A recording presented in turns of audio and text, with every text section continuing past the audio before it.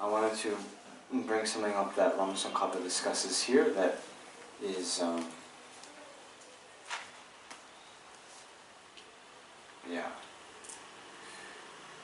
little bit confusing if we're not careful, but let me just say. So in this text, Lama Tsongkhapa, he brings up a potential qualm or argument against what he's talking about, okay? So he says, there's a qualm. Once you develop compassion through a gradual training of the mind, you generate the desire to attain Buddhahood for the sake of all living beings. This should be enough. Why is it necessary to have the step of developing the wholehearted resolve in between developing compassion and generating the spirit of enlightenment? You understand? Okay. So remember, there's 7 points, right? So Anita, what are the 7 points? Is your name Anita? Recognizing all beings as your mother. Okay, hold on. Sorry, wait a minute. I asked Anita, and then I'm hearing more than one voice. Is there more than one Anita here? Okay. Yeah. Maybe I should say Anita Saran, right? Because maybe there's some other Anitas that I don't know about, right? Yeah. Recognizing all beings as mother. Okay, but whoa, are you reading from your book? Yes. Close your book. Close the book and tell me. Okay. Recognizing all beings as your mothers, remembering their kindness, wishing to repay their kindness, and then I didn't take note. I couldn't keep pace with what you were saying, so I couldn't take down the questions. And the 7th is Bodhicitta. Actually, the exact quote and the 7th one is First and the last, that's all you need to do. Okay.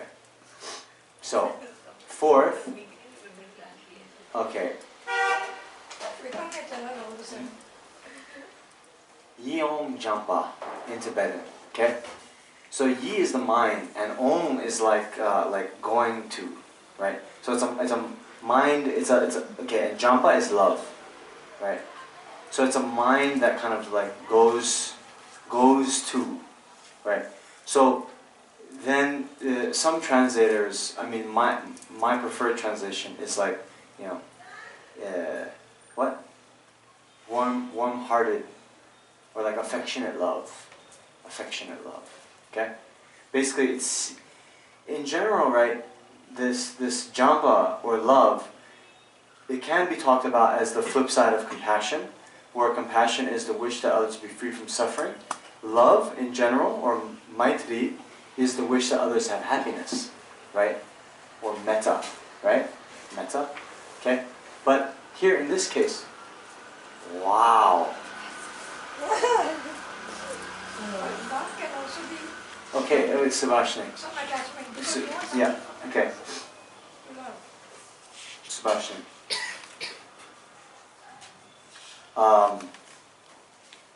Please, let me do my thing, okay?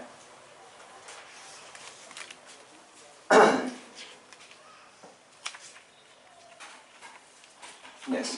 So love is, in general, metta, wish that others have happiness. But here, in this case, it is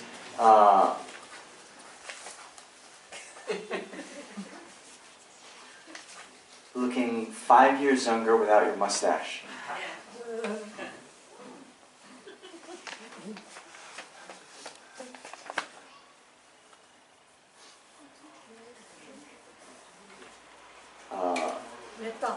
Yeah. But here, it's more a sense that you see all beings as being near and dear and lovable. That's why, like, affectionate, like a sense of closeness that engenders this caring, whether they are suffering or happy. Okay? So that's the 4th. 5th, compassion. Okay? Now, sixth is this wholehearted resolve, Hlaksam Ningje, wholehearted resolve, or extraordinary aspiration. Okay? Now, seventh, Bodhicitta. Okay? So, this person who, or this potential argument that Tsongkhapa is bringing up, is saying, hey, after the development of compassion, then there's bodhicitta. So why this sixth step? Why did we include it there? Okay? Huh? You understand? You have to understand why this question comes up, and then the answer makes sense. Okay? So, the response. Although Shravakas, hearers, and Pratyeka Buddhas, solitary realizers, have immeasurable love and compassion whereby they think, if only beings could have happiness and be free from suffering. Right? We talked about this earlier. They have that level of compassion. Right? And they have that level of love. These non-Mahayana followers do not think, I will take on the responsibility to remove their suffering and provide the happiness of all living beings. Okay? You understand? So they have the first type of compassion, but this extra step of taking the personal responsibility, they don't have. Okay? See, therefore, you must develop a wholehearted resolve that surpasses all other courageous thoughts. It is not enough to think, if only all living beings could have happiness and be free from suffering. You must also wholeheartedly assume the responsibility of producing this yourself. Consequently,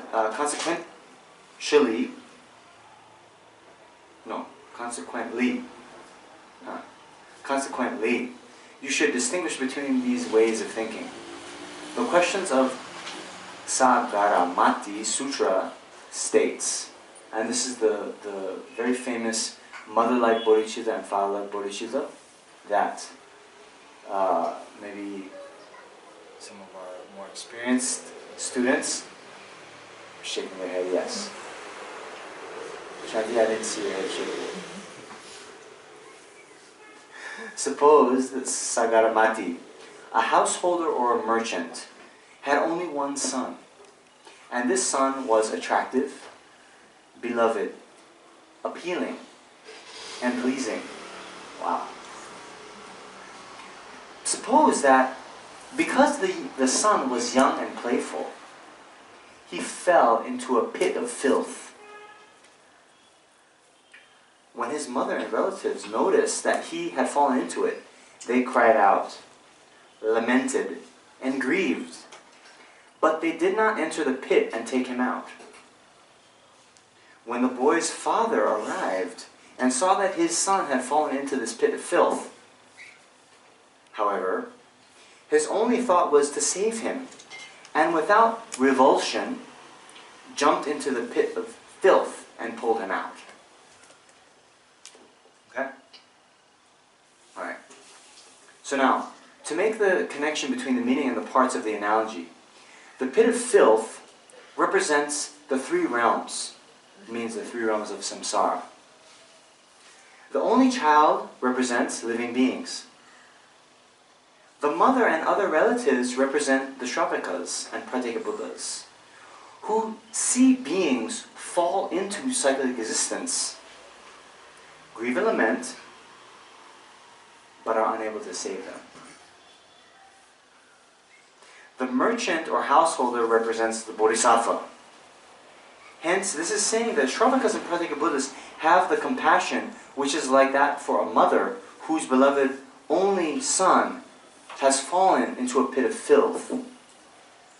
Therefore, develop a wholehearted resolve that assumes the responsibility of liberating all beings based on compassion. Once you intend to liberate all living beings, you realize that in your present condition, you cannot fulfill the aims of even a single living being. Moreover, even if you attain the high state of the two arhats, the Sravaka and Pratyeka Buddha, you will still only be able to fulfill the aim of liberation for merely a few living beings, and will be unable to establish them in omniscience. You understand? So, do you? Well, this is saying the two types of arhat. Arhat is a foe destroyer. That means someone who has attained liberation from samsara. Okay? So it's kind of axiomatic. Can I say that word with you guys? It's axiomatic, taken as a given, that, you know, you can only lead someone to the level of realization that you yourself have had. Okay? So these arhats, people who have attained liberation from samsara, they can lead others to liberation. Okay? You know, Shariputra had many disciples who attained liberation. Okay? That's fine. But you see, that then would be limited to those years that he was on earth, right? So in whatever, a couple decades, he had many disciples that he led. But still, compared to the, you know, as it says in the King of Prayers, limitless is the end of space, thus limitless are sentient beings, thus limitless are karma and afflictions. May my aspirations reach to be limitless as well, right? So these arhats, right? Shariputra, okay, I'm not knocking him, but you know, I'm just saying, right? He's able to do something amazing, but it was limited to the beings on earth at that time in his lifetime that met him, and you know all this. Whereby, you know, a Buddha can emanate countless emanations, you know, in all the various world systems and liberate countless beings for as long as samsara is still not exhausted. Okay? Okay? So that's why Tsongkhapa says, you will still be only able to fulfill the aim of liberation for merely a few living beings. Okay? So, a few, normally, you know, could I have, you know, a few cookies? We think like 3 or 4. So this is not a few in that sense. Shariputra still, maybe hundreds, maybe thousands, he led to liberation. Okay? But compared to the ocean of, you know, samsara, it's still a few. There's a drop in the bucket. Right? And will be unable to establish them in omniscience, the state of complete enlightenment. Why? Because you yourself haven't achieved that. Okay? Therefore, if you think, who can fulfill all the temporary and final aims of limitless living beings, you will realize that only a Buddha has this ability. Therefore, you will develop the desire to attain Buddhahood for the sake of these beings. Yes? Okay, so you guys got that? The difference between the mother-like compassion and the father-like compassion. Okay? Again, what I sometimes do in this day and age, to be politically correct, I switched the roles. And I say it's the father who doesn't jump in. Okay? Okay? Because we have to be, you know, PC about things. Okay? By the way, you know, in this tradition, right, women have all the same ability to attain full enlightenment, right? There's no, how do you say? What's the right word? Barrier to that, okay? In fact, you know, yeah. Anyway, it's essentially the mind that becomes enlightened, right? Not the body, right? So, yeah, all, you know, male, female, young, old, whatever, right? We all have the ability to attain enlightenment. Okay?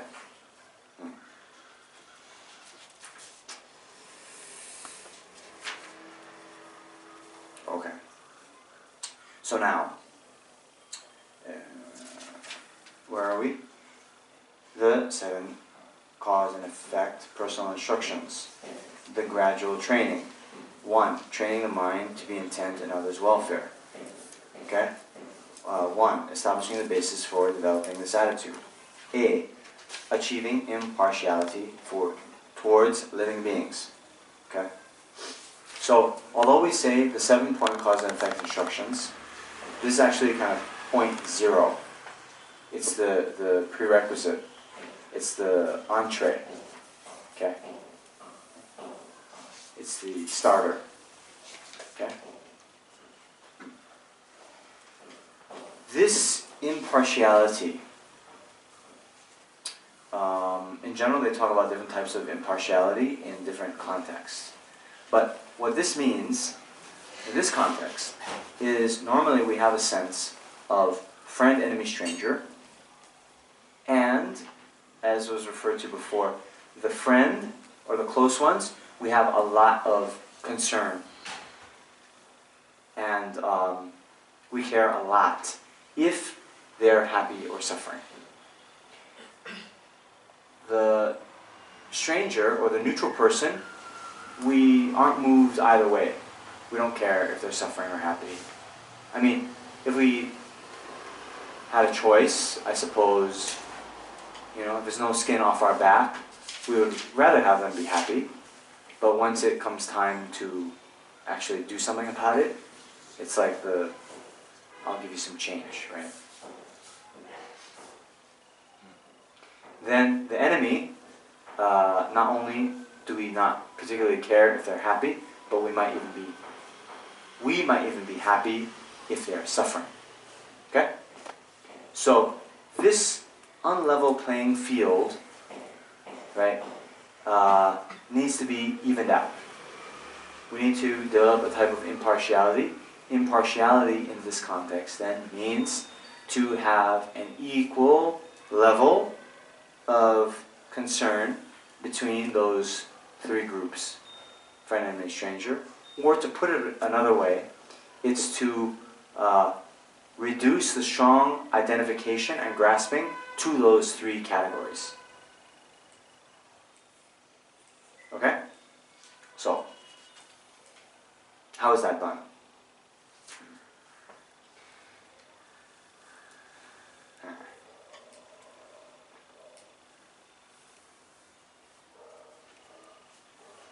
Interesting. So, Tsongkhapa, here he says, I have previously, so he's now talking, achieving impartiality toward living beings. He says, I have previously explained the stages of the preliminary practices and so forth in the context of the persons of small and medium capacities. Practice these preliminary practices here as well, and then sustain your meditation. What are those preliminary practices? Is it the cleaning the room, setting up the altar and all that? Or is it the paths of the common with the small and medium capacities? What do you think, Rachan? This is in the context of developing equanimity. Yeah. Yeah, so it's not cleaning the room basically. No. Huh.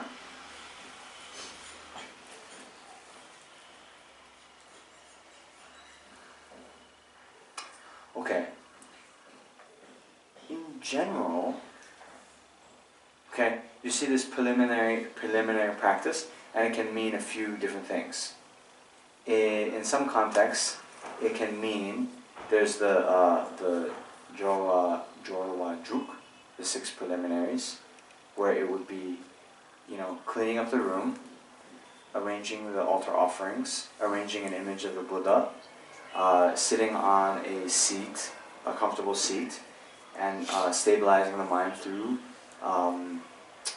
the breathing meditation, visualizing the merit field, the Buddha in the space in front, and going for refuge and developing Bodhicitta.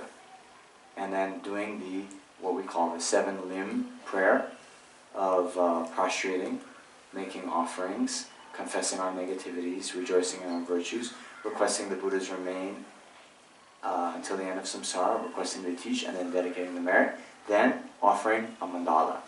Okay. Some of the more experienced students should know all that. Let me say, all the experienced students should know all that. Some of you who aren't so experienced, it's okay. We'll get into that some other time. We'll get into that actually tomorrow. Okay?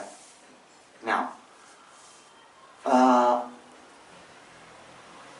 in other contexts, right, the preliminaries, okay, could be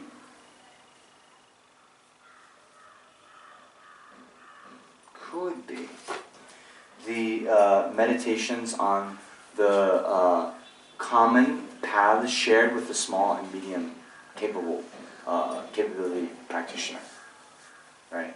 Which are precious human rebirth, impermanence and death, the sufferings of samsara, the law of karma, cause and effect, the faults of samsara, right?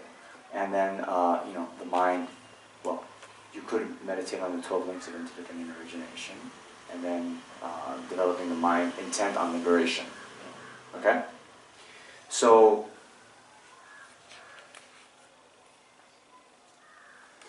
here, Archana, I actually think that the preliminary practices mean the cleaning the room, setting up the altar, arranging the offerings and all that.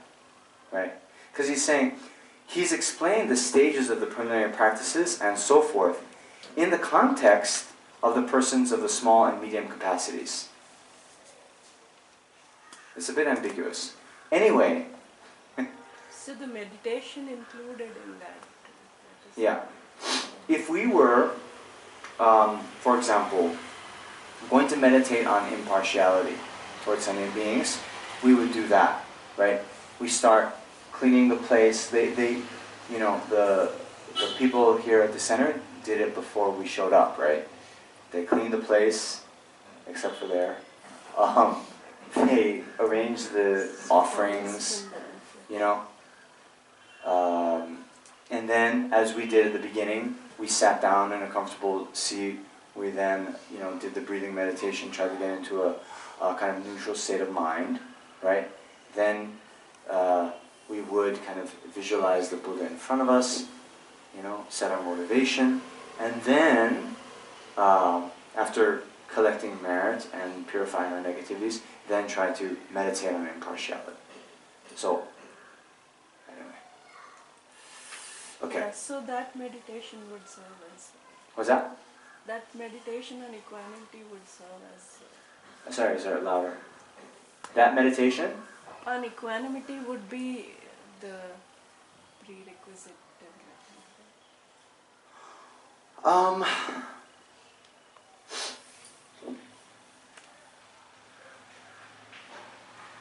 See, it's like this, right? All of these various meditations that are found in the Lam Rim, right, we need to cultivate sequentially, right? So, if we were doing this over a year, say, we would meditate on the first topic, the precious human rebirth, for a month. In that month, we would start in the same way with the 6 preliminaries, cleaning the room and so forth, meditating, making supplications to Buddha, and then meditating on precious human rebirth, the first topic. Then, next month, move on to impermanence and death, so forth, right? But those preliminaries is the same. Okay?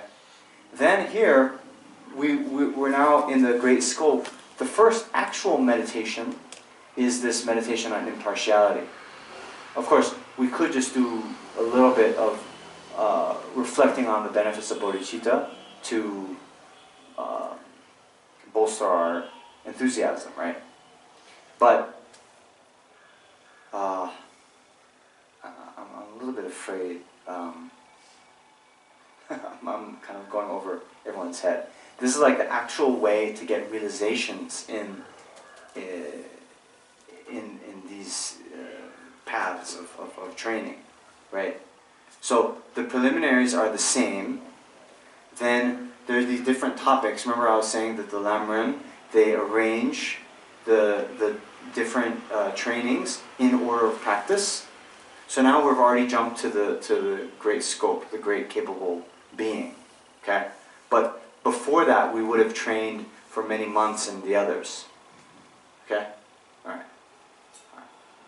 So now, from the outset, establish an even-minded attitude eliminating the bias which comes from attachment to some living beings and hostility to others.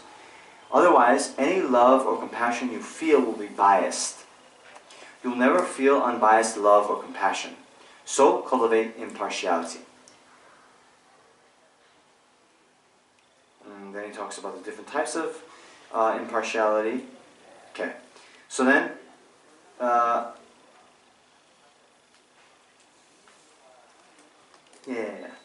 the steps for cultivating immeasurable impartiality are as follows.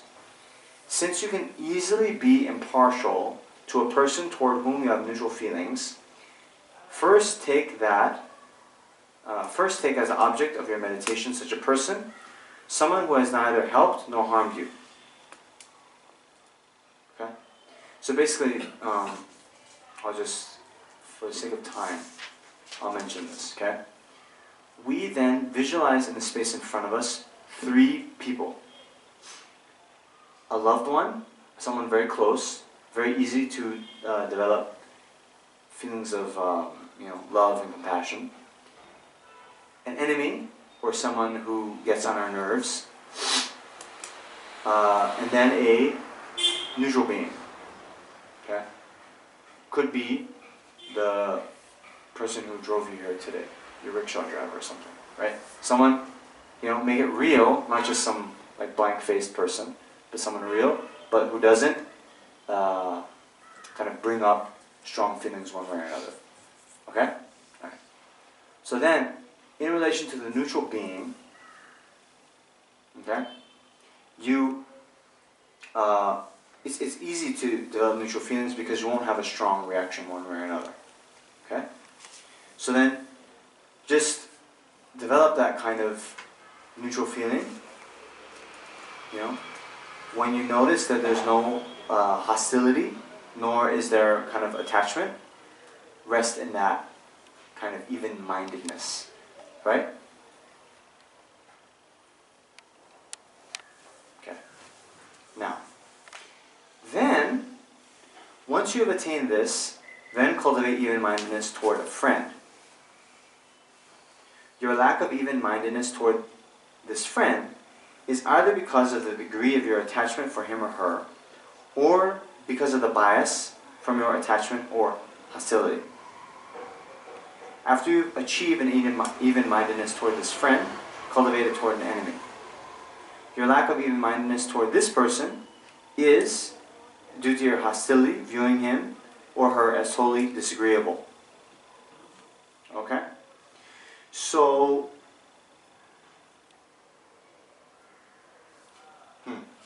if we then have attachment or hostility to these people, how then do we remove it? Then it's done through the reflection of the impermanent and transient nature of our relationships. Okay? So, right, the Kamala Shila in his stages of meditation, he offers 2 approaches. We can either contemplate as follows.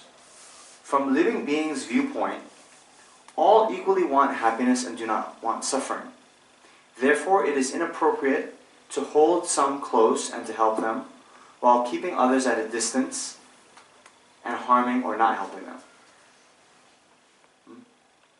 Then the other way is to contemplate as follows. From my viewpoint, if I have continuously been reborn since beginningless time, all beings have been my friends hundreds of times. To whom should I be attached? To whom should I be hostile? Okay? So what this is then saying is like, the people that we label and strongly identify and categorize like this, it's actually for a very small reason. Right?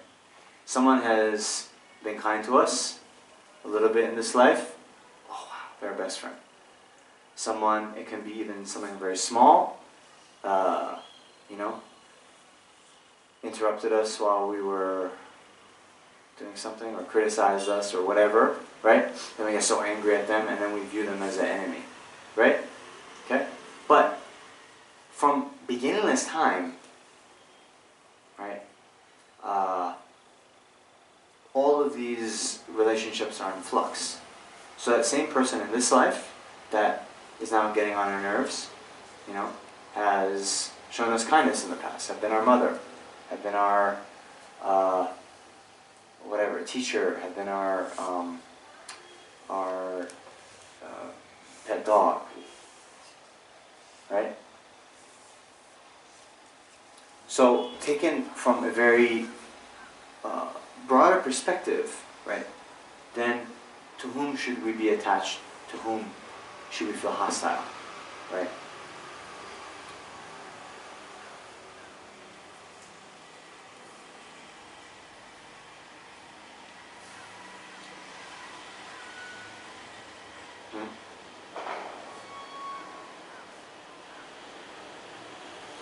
Okay?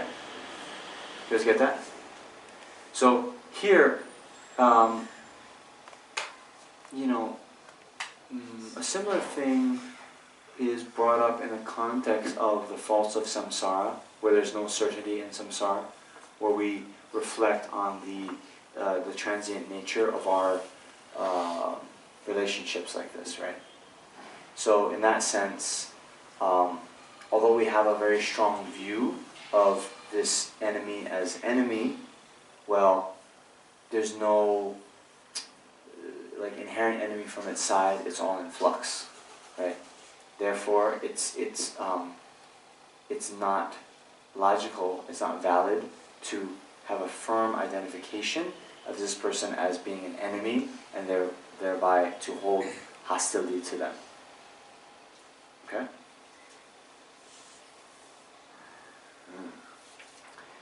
So now, after we've achieved the impartiality, we've leveled out the playing field, then we have to bring up the affection for all beings. Okay? How then we do that is then cultivating first, right, the recognition that all beings have been our mother. Okay? So this actually is said to be the most, or tied for first, for the most difficult realization to get within all of the Ram Rim. Okay? That all beings have been our mother. Okay? So basically, the reasoning is like this. Psychic existence is beginningless. Therefore, our births are also without beginning. Therefore, you have died and have been reborn time and time again. There is absolutely no kind of body which you have not assumed in psychic existence. There is absolutely no place where you have not been born. And there is no person who has not been a relative such as your mother. Asanga, our friend, in his levels of yogic deeds, he cites a sutra that says, I, means the Buddha, have difficulty seeing a place wherein you have not been born, gone to, or died in the distant past. I have difficulty seeing any person in the distant past who has not been your father, mother, uncle, aunt, sister, master, abbot, guru, or someone like a guru. Moreover, all beings have not only previously been your mothers, but will also be your mothers in the future, a limitless number of times. Reflect upon this and become convinced that all beings have been your mothers. So that's it. That's the crux of the reasoning. A little bit difficult.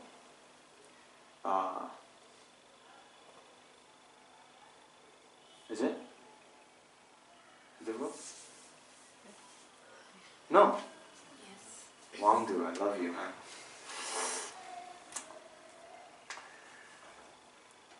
Okay, so good. So if we already have strong conviction in the existence of past and future lives, then we're already there, right? Almost there.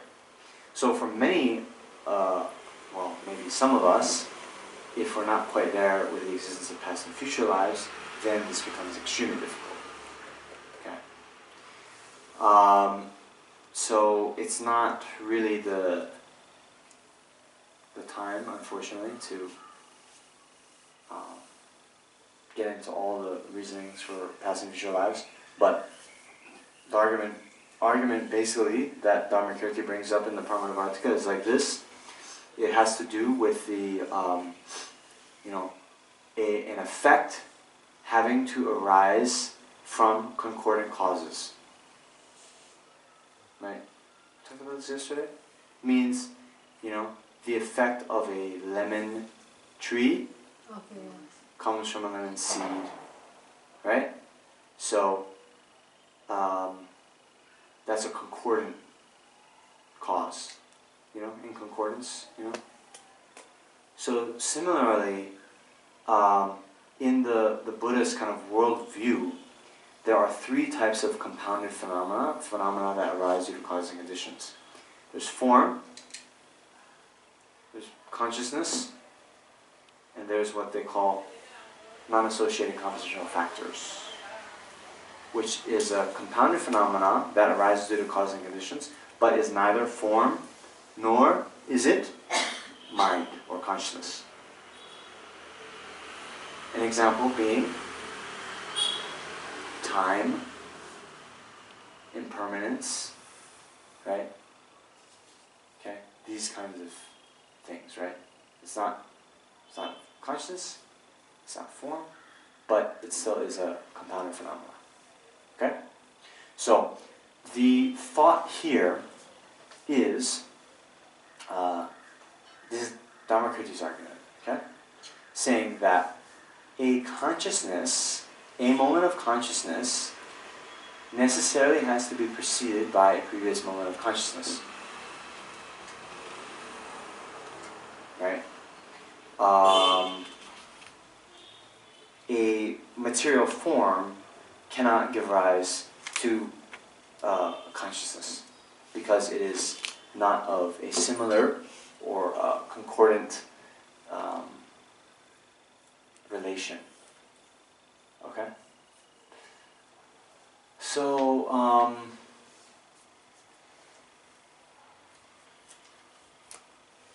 that's it. That's what Dharmakirti gives us.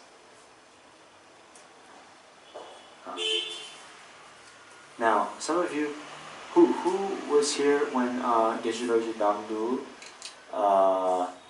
taught the second chapter of Paramahanavatika?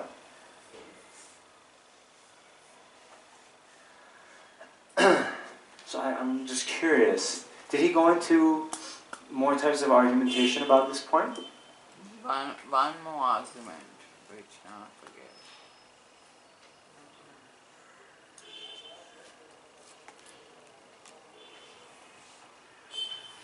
Okay. So,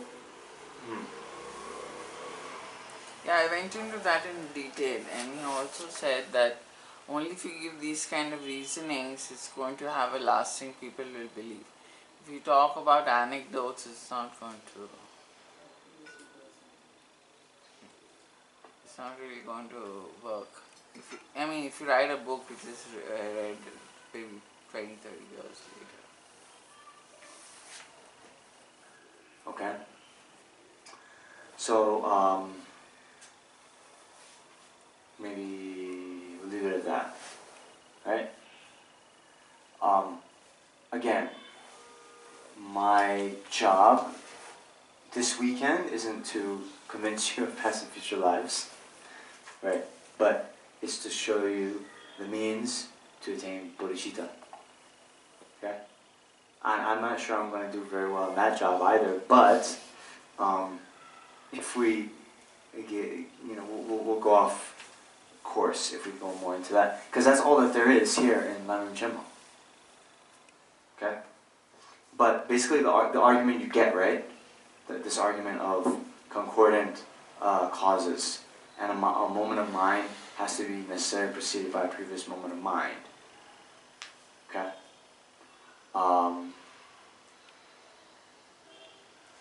Then, right, you go back, day by day, then to the first moment of this life, right?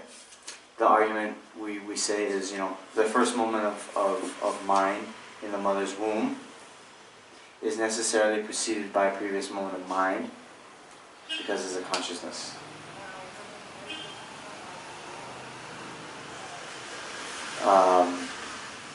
So, yeah, like that.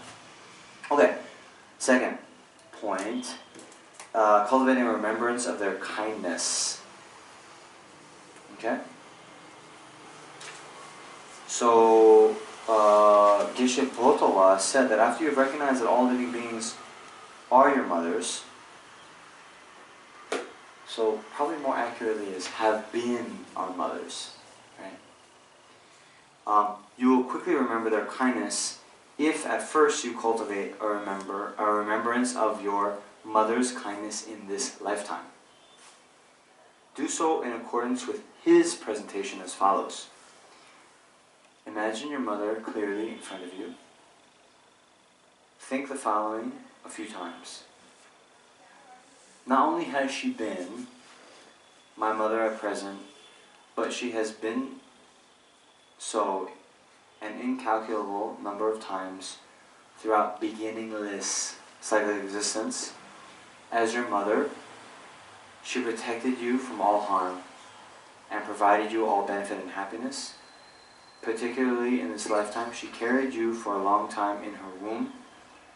Then, when you were a helpless, newborn infant, she held you to the warmth of her flesh and bounced you on the tip of her 10 fingers.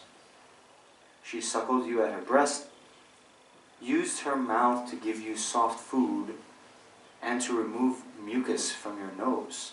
I don't think my mom did that. And used her hand to wipe away your excrement. Okay, that I think my mom did. So in various ways, she nurtured you tirelessly. Moreover, when you were hungry and thirsty, she gave you food and drink. When you were cold, clothes. When you were poor, she gave from her wealth those things which were very dear to her. Even more, what she gave to you were not things that she had attained easily, but that she had secured through great hardship, while engaging in wrongdoing and receiving ill repute and suffering. If you suffered from illness, pain, and the threat of death, your mother made the choice from the depths of her heart that she would rather be sick than you be sick. She would rather be in pain than you be in pain. She would rather die than you die.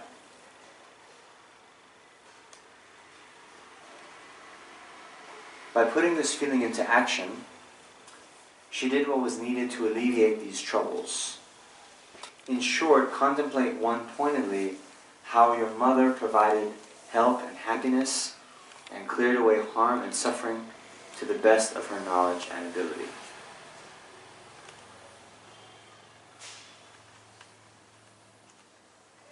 By cultivating a remembrance of your mother's kindness, you will not remember it just in words. Once you have given rise to such a remembrance, recognize that other friends and relatives, such as your father, are your mothers, or have been your mothers, and cultivate a remembrance of their kindness. Then do the same with persons towards whom you have mutual feelings. Once you have produced an attitude toward them, which is similar to how you feel toward your friends, recognize that your enemies are your mothers and cultivate a remembrance of their kindness. When you have an attitude toward your enemies that is like the one you have toward your mother, recognize that all beings in the 10 directions are your mothers. And then gradually and with increasing extensiveness, cultivate a remembrance of their kindness.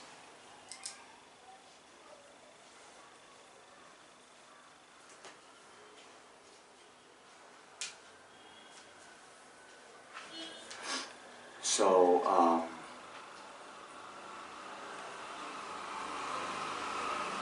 yeah.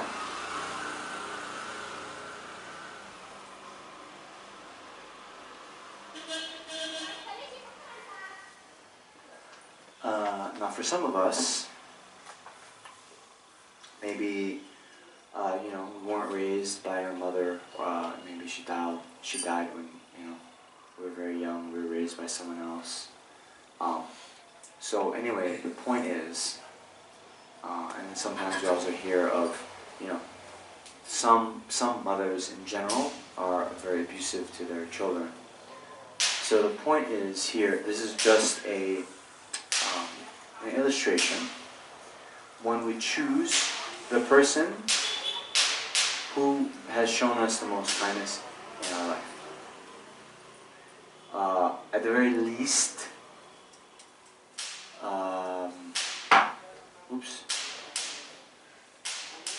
our mother did not have an abortion, right? So she at least carried us in the womb for 9 months, even if we were given up for adoption the day we were born. Anyway, there were definitely people, you know, that if they didn't provide this level of kindness and support, we would have died before reaching our first birthday. Okay?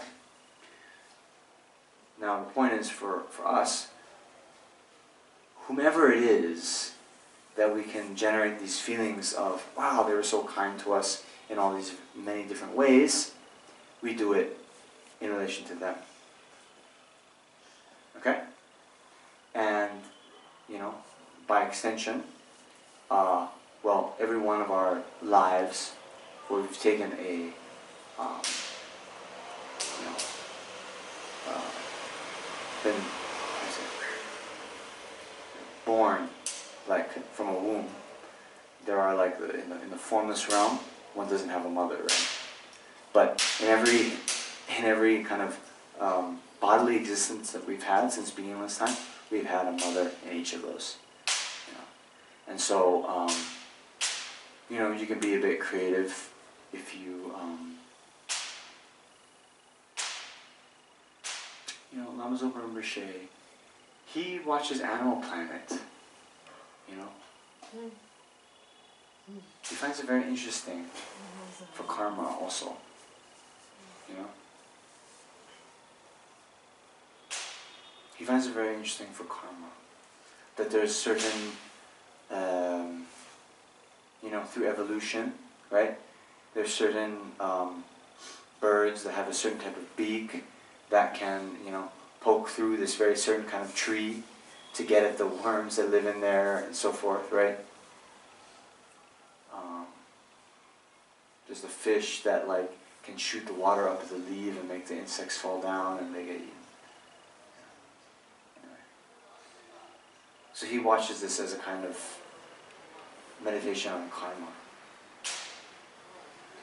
But I think there's other shows on Animal Planet or National Geographic where it shows how, you know, the mothers take such care of the cubs or, you know, whatever it is, the offspring.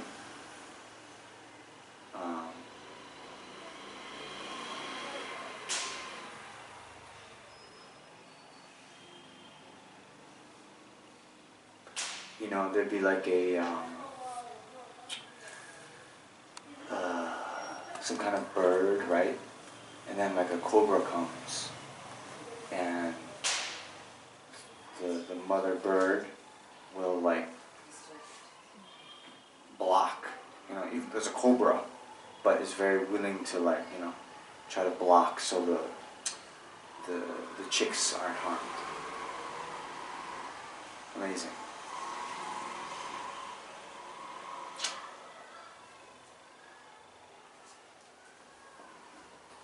Anyway,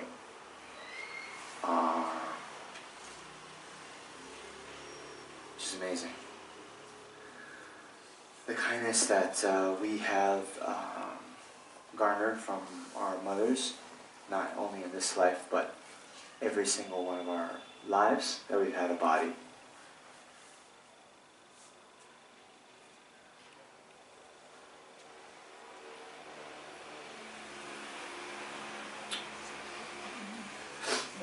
Okay, so then next, cultivating the wish to repay your mother's kindness.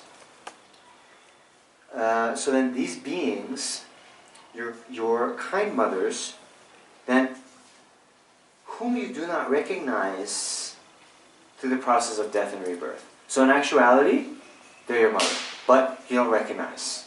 Okay? So it's even said, sometimes you can imagine, if, let's say, we were given up for adoption, right?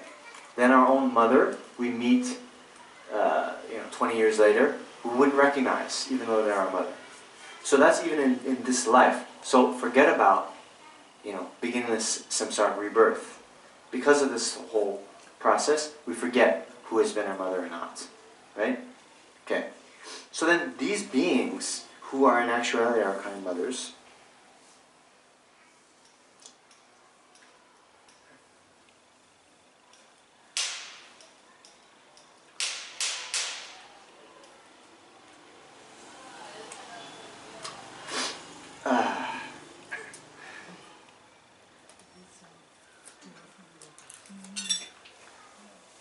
excuse me. The Diwali firecrackers for smoking.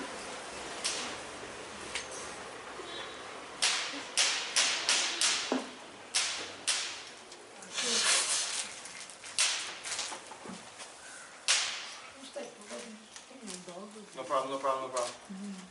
No, don't close the door.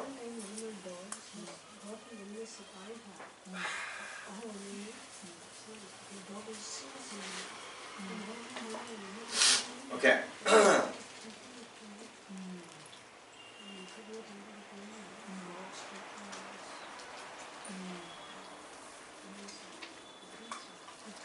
So these beings, your kind mothers, are suffering and have no refuge. This, by the way, is in the third outline, cultivating the wish to repay your mother's kindness. Okay? So there's nothing more shameful than to do your best to liberate yourself from psychic existence while considering these beings your mothers.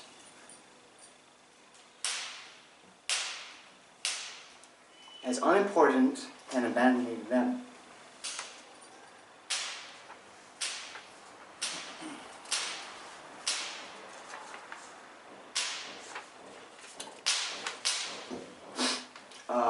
Chandra Goman's letter to a student states, while you see that your relatives are engulfed in the ocean of psychic existence and are as if fallen into a pit of fire,